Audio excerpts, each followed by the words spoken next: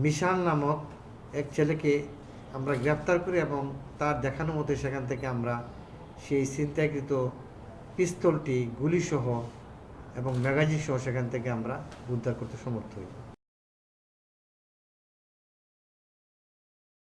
গতকাল ৯ মার্চ সকাল অনুমান ৬টা ১০ সময়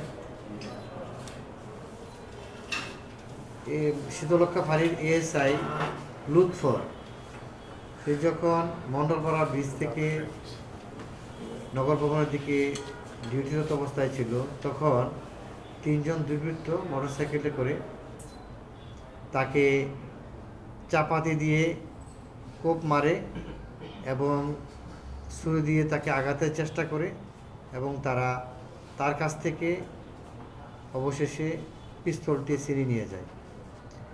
এরই পরিপ্রেক্ষিতে আমরা ঘটনাস্থলে যাই এবং সেখানে জেলা পুলিশের সকল অফিসার, আমরা সারাদিন, এবং সকল অফিসার বলতে এখানে থানা পুলিশ অফিসার, আমাদের এ সকল অফিসার এবং ডিবি টিম সহ সারাদিন ধরে অভিযান চালায় এবং রাত ভোর ধরে অভিযান চালায়। সবশেষে রাত আনুমানিক ৩:৩০টার সময় বন্দর থানা এলাকা থেকে মিশান নামক এক ছেলেকে আমরা গ্রেপ্তার করি এবং তার দেখানো মতো সেখান থেকে আমরা সেই ছিনতাইকৃত পিস্তলটি, গুলিসহ এবং ম্যাগাজিন সহ সেখান থেকে আমরা উদ্ধার করতে সমর্থ হই।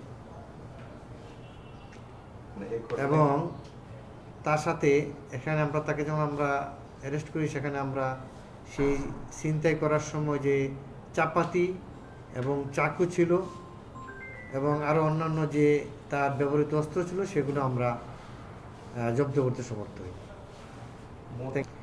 মোট গ্রেপ্তার এই মামলায় একজনই গ্রেপ্তার আছে, যে ছিনতাই করেছে একজন আছে।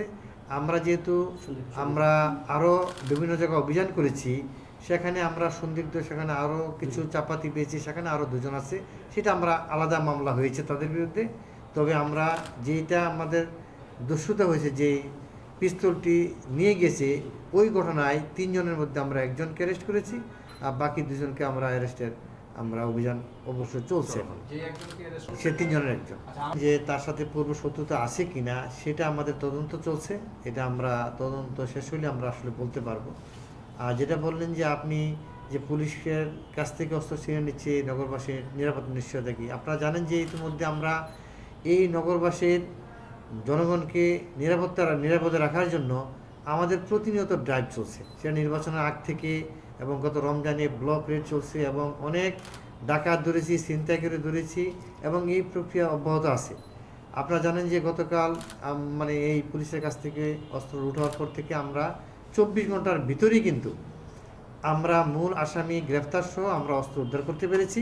এবং আমরা মনে করি যে আমাদের যে সামনের দিনগুলোতে আমরা প্রতিদিন আমাদের অভিযান চলবে এবং আমরা মনে করি যে এই নগরবাসী নিরাপদে থাকবে এবং সেটাতে আমরা সক্ষম ইনশাল্লাহ।